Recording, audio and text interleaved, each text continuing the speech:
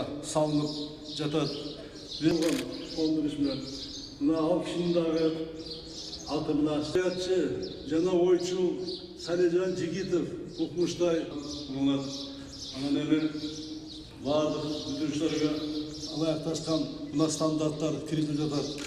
Мамлекет тарабынан биздин билимдерибиз мактагыла, урматтуу балдарым, айнадайым балдарым, сиздер биздин келечегибиз.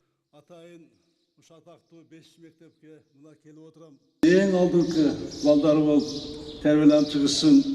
Келечекте Кыргызстан болгондон бери мындай чоң керегине жараган мыкты адистер, мыкты инсандарды бир класстык компьютерге каратап келдим.